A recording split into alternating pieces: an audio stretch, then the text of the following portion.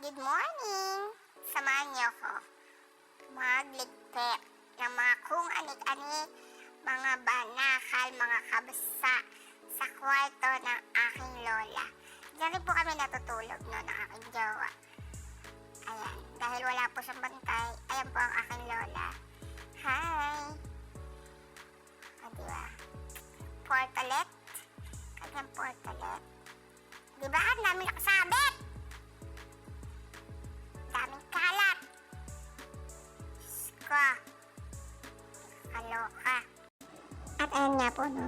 Naglilinis na nga po tayo. Paunti-unti.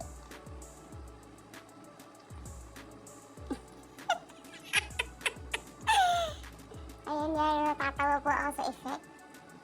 Kabilis ko dyan maglakad ang aking lola, di ba? Parang robot. So, ayan, lipit-lipit lang tayo at hilaw naman po sa aming bedsheet. Dito naman po tayo sa kabilang side na to. Kita-kita nyo naman. Mag-hi kayo sa aking lolo.